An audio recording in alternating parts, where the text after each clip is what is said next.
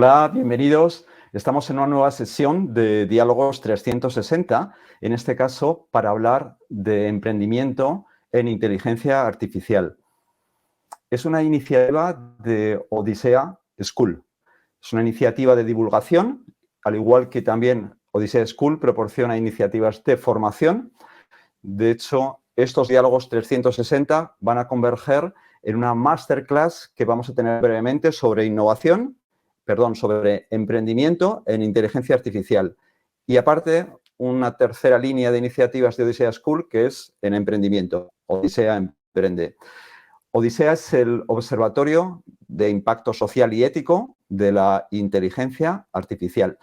Y hoy pues vamos a hablar de esto, de emprendimiento en inteligencia artificial, y tenemos con nosotros precisamente a una invitada estupenda que nos va a hablar pues, de una perspectiva que nos parece muy interesante también, que es la iniciativa que está más relacionada con el derecho y con el legal tech. Y estamos con María Jesús González Espejo, Chusa, que es CEO del Instituto de Innovación Legal, que es docente en CUNEF y que además es doctoranda en inteligencia artificial. Así que un lujo de tenerte contigo, Chusa, para que nos hables de estas perspectivas. Muy bienvenida.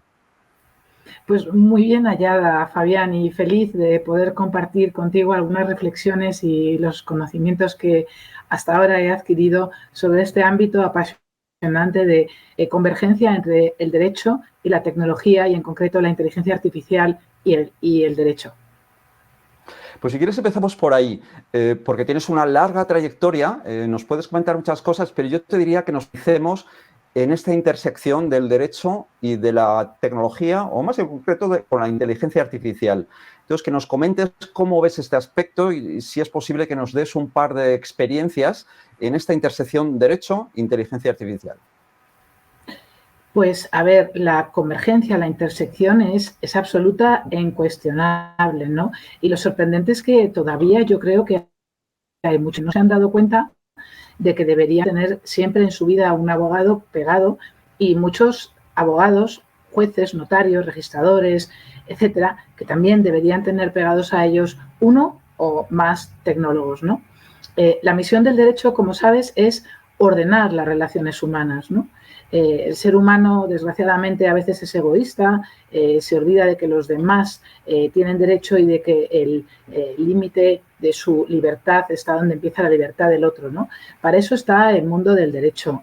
Y el mundo de la tecnología, pues está también para, igual que el derecho, para mejorar la vida de las personas. Es decir, que ambas disciplinas, derecho y tecnología, comparten esa misma misión de hacer mejor la vida de nosotros, de los seres humanos, ¿no? Yo creo que esto es un buen punto de partida, porque al tener ambos el mismo objetivo, que es ese de las personas, creo que debería ser muy fácil que nos entendiéramos, ¿no? La tecnología, ¿qué pretende? Pues muchísimas cosas, ¿no? La tecnología es muy transversal, está en todos los ámbitos de nuestra vida, pero es que el derecho también. Si tú te fijas, desde que sales de tu casa, en el fondo estás metido en marco jurídico. Cuando compras un ticket de autobús, cuando te subes al autobús, cuando entras en el metro, cuando nos ponemos y nos quitamos la mascarilla, todo está regulado, desgraciadamente cada vez más, ¿no? Para nosotros, ¿no? Por tanto, un desarrollo tecnológico sin derecho a su lado es un seguro fallido desarrollo tecnológico. ¿Por qué? Pues porque justamente hablábamos, ¿no?, de regular derechos, ¿no? Existen lo que se llaman los derechos fundamentales, que gracias a Dios con el desarrollo de la humanidad se han ido configurando y escribiendo y formalizando, ¿no? Derechos como la libertad de expresión, derechos como la libertad de circulación, derechos como la libertad de elección, la libertad de pensamiento o la privacidad y la seguridad física y lógica. Todos ellos son derechos reconocidos. Cuando un tecnólogo trabaja, tiene que trabajar siempre desde el diseño, ¿no?, desarrollo de sus soluciones, desde el diseño, pensando que existen esos derechos, que hay unos marcos que los regulan, tiene que conocerlos y tiene que respetarlos al diseñar sus soluciones. Por supuesto, también al desarrollarlas, por supuesto, también al hacer la supervisión, y una vez que se utilicen esas soluciones tienen que respetar ese marco legal. Así que, como ves, la imbricación y la intersección es total, ¿no?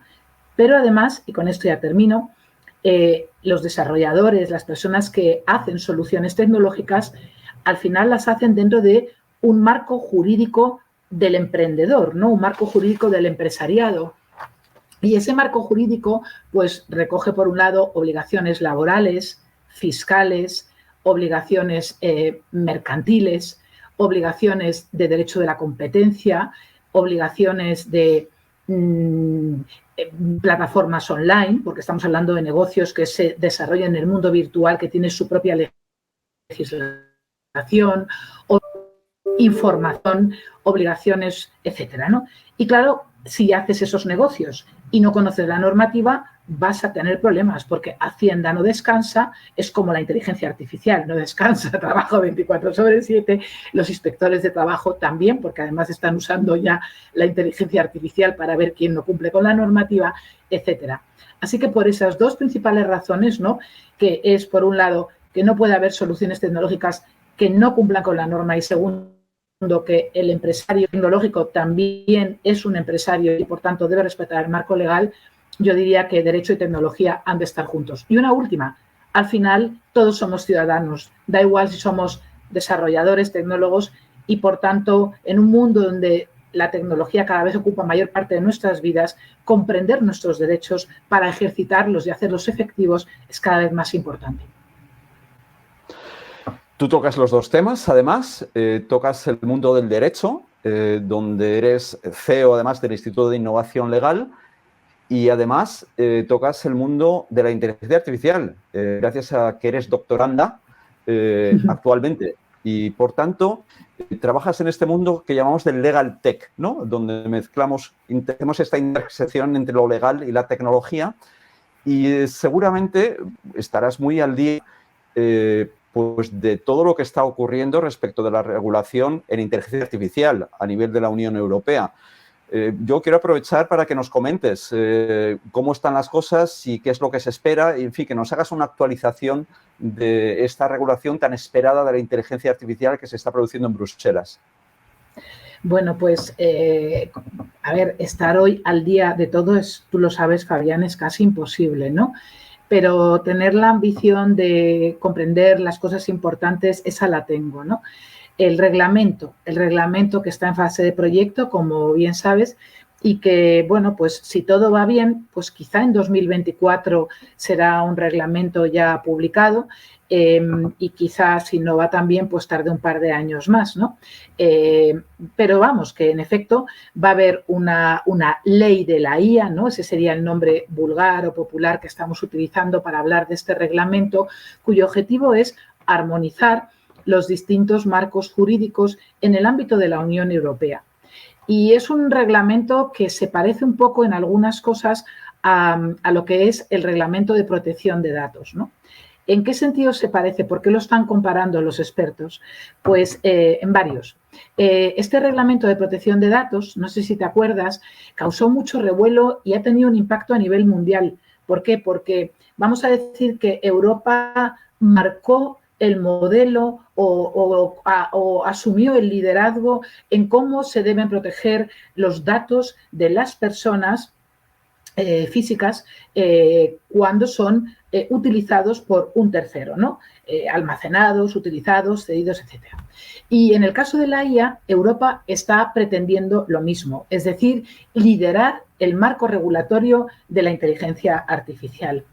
Es una ambición enorme, arriesgada, por un lado, porque otros países que además invierten incluso más que Europa, globalmente hablando, inteligencia artificial, Estados Unidos, están haciendo una normativa tan ambiciosa como la nuestra. En Estados Unidos se está regulando de forma mucho más, primero por los estados y de forma más vertical. Se está haciendo verticales, ¿no? Pues una regulación, imagínate el estado de California para controlar las soluciones de reconocimiento facial o soluciones para temas financieros, etcétera, ¿no? Europa no. Europa ha dicho, oye, yo voy a hacer una norma y que sea transversal y que además sea ultraterritorial, es decir, no solo va a tener efectos en Europa, sino si estamos hablando de una solución desarrollada y en Estados Unidos, pero que de una forma tiene impacto en ciudadanos europeos, la norma le va a aplicar, ¿vale? Esta es la ambición de Europa, que es lo mismo que hizo con el Reglamento de Protección de Datos. ¿Y Europa qué ha hecho? Ha dicho, bueno, pues voy a hacer una norma que valga para todo. Esto es criticado por algunos, porque dicen, bueno, es que esta tecnología va muy rápido, ese listado es como muy genérico, lleno de cosas, pero no va a comprender todo.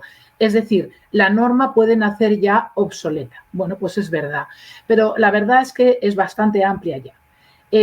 Hay varias de las personas que han analizado la norma, me gusta mucho, han construido unas pirámides que son muy clarificadoras, ¿no? Y dentro de esa pirámide podríamos decir que hay 4 categorías de soluciones, ¿no? Europa dice, hay unas soluciones que son de mínimo riesgo, porque el riesgo es la clave de este reglamento. O sea, el reglamento lo que hace es decir, la IA supone riesgos para esos derechos de los que hablábamos antes, ¿no? Derecho contra la privacidad, contra la libertad de expresión, de pensamiento, de decisión, etcétera. Pues en función del riesgo mayor o menor, voy a exigir más o menos cosas o incluso voy a prohibir esas soluciones. Europa ha ido muy lejos. Europa ha dicho, yo no quiero que en Europa haya soluciones de lo que se llama control social. Es decir, el Orwell, ¿no? La sociedad orwelliana donde salimos a la calle y ya están viendo si tú, Fabián, hoy te has levantado de mal humor, te quito puntos, mal ciudadano, ¿no? Y si pegas a tu portero, peor ciudadano, ¿no? Esto en Europa no lo queremos tener. Entonces se ha prohibido este tipo de soluciones, ¿no? También se han prohibido soluciones de estas de reconocimiento facial así en forma genérica, ¿no? Que vayamos por la calle y nos vayan fichando qué tipo de ciudadanos somos, dónde compramos, etcétera. También prohibido, ¿no? O sea que gracias a Dios yo creo que se están tomando medidas que podrían evitar pues un mundo como el que yo creo que ninguno queremos, ¿no? El mundo ese feliz también, ¿no? Que describía ¿cómo es? Aldous Huxley, ¿no? Es que no recuerdo el nombre bien. Bien, entonces esas son las que no. Luego tenemos un segundo nivel, el nivel alto de riesgo, ¿no? Y ese es el importante de este reglamento. Es el que va a dar trabajo a expertos como nosotros, que nos gusta la inteligencia artificial y que estamos estudiando sus secuencias, cómo funciona, etcétera. Dentro de este grupo, ahí vamos a decir que hay desde las soluciones, por ejemplo, que se están utilizando ya por muchas empresas en el ámbito de los recursos humanos, de la gestión de las personas, como educativas, como las que se usan en el ámbito de la justicia, tan famosas como esas que se utilizan para establecer si una persona debe o no quedarse en prisión preventiva o se le puede dar la libertad, o soluciones por ejemplo, relacionadas con temas de inmigración, se le da o no se le da a una persona el visado o el carácter de refugiado político. Hablo demasiado porque no sé si me quieres decir algo. ¿Sigo? No, fenomenal, fenomenal, estupendo. Venga. Bien, entonces, este tipo de soluciones son las más interesantes. Hay gente que dice, claro, es que Europa se va a cargar este sector, ¿no? Se lo va a cargar porque como pone tantos requisitos, pues como en otros países no los ponen, pues va a haber lo que nosotros llamamos en derecho, se le llama forum shopping, ¿no? Que es que me escojo el régimen jurídico del país más favorable para montar mi negocio porque en otro país me va a ir peor, ¿no? Esto es una cosa que las empresas hacen lógicamente, ¿no? Entonces se dice, oye, la gente se va a ir de Europa porque si ponen tantas trabas, aquí no va a desarrollar soluciones nadie, ¿no? Podría ser verdad. Europa dice que ha hecho un estudio y que me parece recordar un 10 y un 15% de las soluciones de inteligencia artificial que hay ahora mismo en el mercado entrarían dentro de esta categoría de alto riesgo, que es la que va a requerir de mucho papeleo, análisis, auditoría, es decir, de un montón de profesionales expertos para que la inteligencia artificial cumpla con la norma y estemos seguros de que no vamos a ir al mercado y va a venir Europa y nos va a poner una multa. Porque Europa, en este reglamento, establece un régimen sancionador duro. Hay 3 grupos de multas, 30 millones de euros o 6% de tu facturación, 20 millones de euros, 4% de tu facturación, 10 millones de euros, 2% de tu facturación, en función del tipo de infracción que cometas, ¿vale? Pero si cometes una infracción de estas del grupo alto, de no cumplir con las obligaciones que establece el reglamento, te pueden llegar a caer estos 30 millones de multa. Imagínate que eso es una multa grave, ¿no? Para un negocio, aunque sea muy rico ese negocio, ¿no? Por otro lado, tenemos un grupo que estamos ya en la pirámide esta, en el tercer nivel, ya de menos grave, ¿no? Estarían las que tienen un riesgo limitado, las que suponen un riesgo limitado. ¿Cuáles son esas? Pues, por ejemplo, imagínate una solución tipo que puede ser un chatbot de hoy en día. Pues esas soluciones no suponen riesgo, ¿no? O un deepfake, ¿no? Estos deepfakes que imitan y que parecen la persona y tal. ¿Qué exige Europa respecto a estos? Oiga, sea usted transparente, ¿no? Informe al ciudadano de que esto es un chatbot, ¿no? O informe al ciudadano de que esto es un deepfake, de que aquí no está el actor de verdad, sino que es una representación figurada de ese actor. Y ya llegaríamos al nivel mínimo, que para el que no se exige nada, que ahí estarían, por ejemplo, pues los filtros de spam, ¿no? Que tenemos hoy en día cuando te dice que pongas tu nombre o que reconozcas los semáforos, ¿no? Esto es inteligencia artificial. Nosotros muchas veces no lo sabemos, pero estamos ayudando a grandes multinacionales a crear sus soluciones de IA a través de ellas, esto a propósito. Y para estas, ahí Europa pues no está muy preocupada, ¿no? Y va a continuar todo pues como está hasta ahora. No sé si con Excelente. esta... Por tanto, esta pirámide que nos mencionas es una pirámide interesantísima, donde tenemos en la base las aplicaciones de menor riesgo y donde vamos viendo hacia el vértice, donde tenemos las de un riesgo mayor. Y es el modelo que está siguiendo la Comisión Europea, y pronto pues sabremos lo que hay en cada uno de los sitios, aunque bueno, ya nos has avanzado por dónde van los tiros. Y también además nos has hablado del RPGD, del Reglamento de Protección General de Datos, algo interesantísimo y además una de las historias de éxito de la Comisión Europea, porque bueno, ha sido importado en parte por otros países, ¿no? Y ha sido también un modelo de cohesión interna dentro de Europa. Porque además es un tema muy importante cuando hablamos de la inteligencia artificial. Si realmente no hay datos, no hay inteligencia artificial. Y claro, cuando hablamos de tantos datos, nos empezamos a preocupar por la privacidad de estos datos, ¿no? Entonces, este reglamento ayuda con ello, pero tiene que ayudar mucho más el nuevo Act, la nueva regulación de la inteligencia artificial de la que has estado hablando también. Vale, yo doy un salto, Chusa, y ahí te quiero preguntar un poco por tu opinión personal. Ahora hay bastante controversia en abogados, jueces, sobre el uso de la inteligencia artificial, y tú estás justo en el punto justo para decirnos qué es lo que piensas. Hay preocupación porque se invadan ciertas competencias, a lo mejor de abogados y de jueces, pero otros que son más innovadores lo que piensan es que es una ayuda, para hacer ciertos tipos de trabajos, que además en un entorno que bueno, está sometido a una cantidad de trabajo impresionante y pocos recursos, pues aquellos que se pueden automatizar, fenomenal. De hecho, hay unas aplicaciones que ya se están utilizando a nivel de la administración central en países como Estonia. En España creo que aún no. Pero bueno, ¿qué opinas tú personalmente sobre ello? ¿Crees que las aplicaciones de inteligencia artificial, algunas de ellas, se acabarán utilizando por jueces y abogados como una ayuda especial o crees que no? Bueno, mi sensación es que si no se utilizaran seríamos los tontos de la película, ¿no? Entonces, ¿qué es lo que ocurre en mi ámbito? Como creo que debe de estar ocurriendo en muchos otros. Fíjate, Fabián, este año, como sabes, 2022, la palabra designada como la palabra de moda, ¿cuál ha sido? Inteligencia artificial.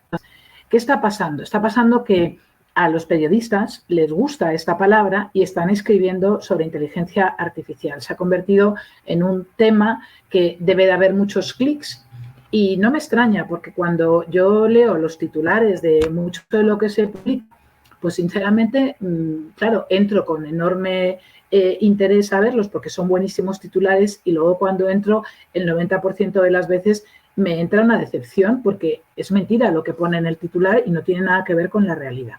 Entonces, yo creo que hay pues muchísimo, ¿cómo lo podríamos llamar? Prensa amarilla sobre la inteligencia artificial, lo llamaría así. Y eso también pasa en mi ámbito. Es decir, Cada 2 o 3 días me encuentro un artículo que pone la inteligencia artificial quitará el trabajo a los abogados, o la inteligencia artificial sustituirá a los jueces, o la inteligencia artificial ya va a reemplazar. Bueno, a ver, la inteligencia artificial claramente tiene que reemplazar a abogados, jueces, notarios, registradores, en todo aquello en lo que sea mejor solución. Y hay muchas cosas en las que lo es. ¿Por qué? Porque nosotros somos humanos y nos cansamos. No trabajamos 24/7. Segundo, porque somos humanos y tenemos una capacidad limitada, por ejemplo, para analizar textos, para comparar textos, para encontrar patrones en textos, para localizar documentos entre cantidades ingentes de documentos. Estos son ejemplos pequeños de lo que hace un abogado, un notario, un juez, un registrador. Nosotros lo que hacemos es buscar información, analizar su contenido, extraer conclusiones, tomar decisiones, redactar y encontrar dónde se aplica algo que tiene que ver con ese algo. Todo lo que te acabo de decir está muy basado en datos, etiquetado, hipervinculación, análisis, comparación. Lo hace mucho mejor la inteligencia artificial, ¿no? Entonces, ¿qué veo yo en mi sector? Pues que hay una falta total de, vamos a llamarlo, profesionalidad, podríamos llamarlo, a la hora de hablar de la inteligencia artificial. No hay tanta gente que está estudiando de verdad y no solo leyendo lo que pone en 3 artículos y extrayendo de ahí su discurso y sus conclusiones. Entonces, hace falta mucha más academia, hace falta mucha más análisis profundo de lo que las soluciones hacen para entender realmente qué impacto tiene en nosotros y qué es útil y no. La realidad es que en muchas cosas pues es maravillosa para nosotros, ¿no?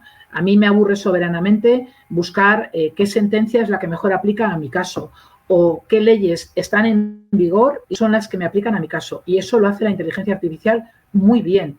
Por ejemplo, para ayuntamientos, funcionarios de muchos tipos y personas de la administración pública de todos los niveles, local, comunidad autónoma y estatal, que se dedican a ser sistemas expertos, es decir, la ley dice, si pasa A, entonces B, ¿vale? Y A y B son hechos ciertos, es decir, no hay necesidad de aplicar equidad o situaciones, analizarlas, no, es que si es A, es B, es decir, si usted no paga en plazo, yo le pongo una multa.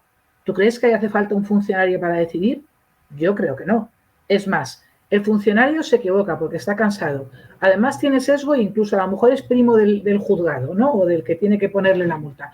Yo en todos esos casos estaría mucho más feliz con una inteligencia artificial que va a ser imparcial, no va a estar cansada y va a aplicar a todo el mundo lo mismo, ¿vale? Sin embargo, el derecho pretende que haya justicia y la justicia muchas veces solo se puede hacer aplicando principios de equidad, porque no se trata de que A es B, sino de que A, cuando pasa esto y esto y esto y esto, entonces veremos si esto y esto y esto aplica y entonces haremos. Es decir, no son hechos ciertos, son muchas circunstancias y hay que aplicar la equidad. Hay que aplicar quizá principios y ahí es donde creo que todavía es necesario el ser humano.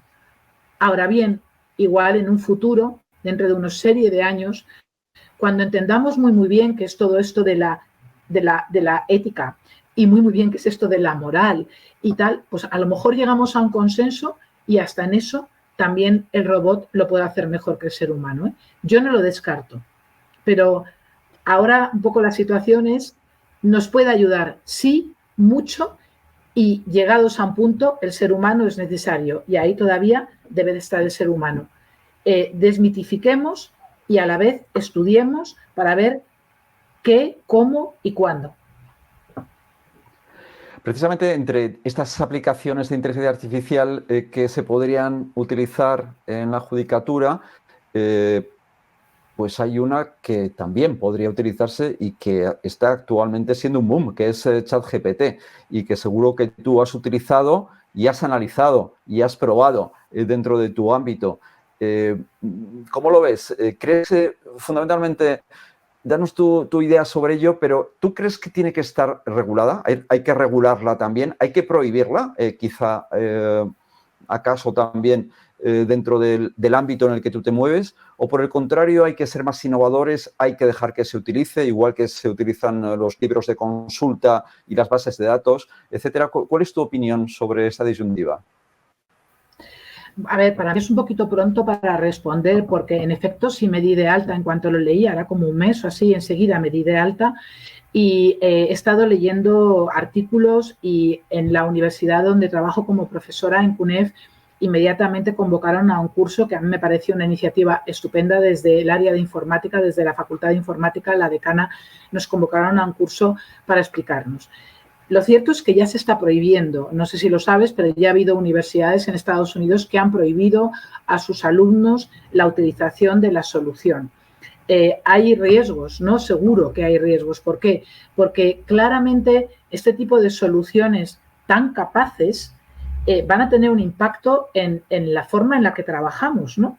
Entonces, si el alumno ya hoy en día con el propio Google, ¿no? Y otras soluciones ya le cuesta desarrollar su espíritu crítico, su capacidad de búsqueda, selección, etcétera, su capacidad de síntesis, su capacidad de redacción ya les cuesta. A mí mi temor y mi preocupación es que al haber una solución que no es que te busque y tal, es que encima te redacta, pues el alumno ya no sé cómo le vamos a enseñar todas esas otras cosas, ¿no? A mí me parece que el principal reto viene por ahí. Y de ahí que yo creo que sí que va a ser necesario tomar la decisión de qué prohíbes y no hacer a tus alumnos, ¿no?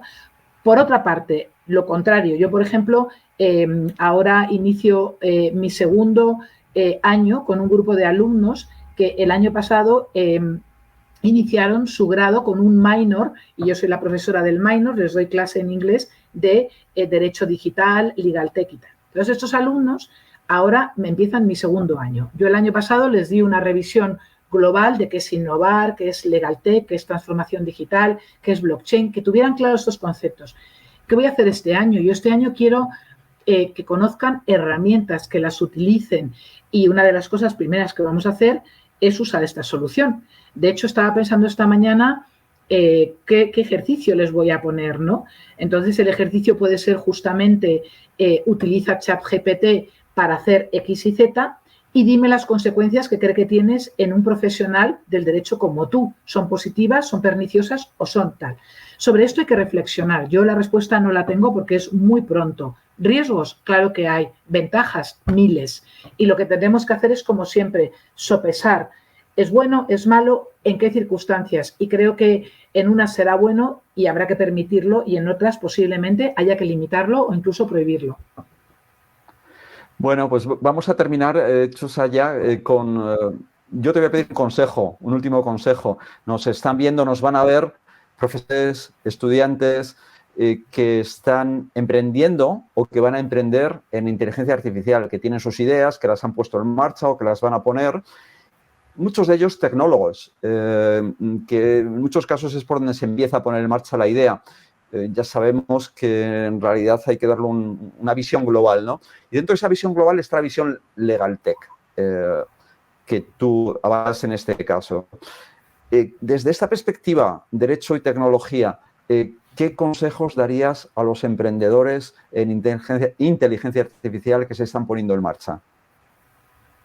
Bueno, pues el primero es, si se trata de Legal Tech, que por Legal Tech entendemos también tecnología para el derecho, que piensen en casos de uso, porque yo creo que está todo por inventar prácticamente. O sea, hay soluciones, pero no hay tantas por ahora. Creo que no se ha hecho tanto la reflexión de, pero porque es difícil, te lo digo yo por experiencia propia. O sea, yo hay muchas veces que he pensado, esto, inteligencia artificial, y luego cuando hablo con un experto me dice, esto que me dices no es inteligencia artificial, es una base de datos, lista y tal, pero no es, ¿no? Entonces, claro, primero tienes que entender qué es inteligencia artificial.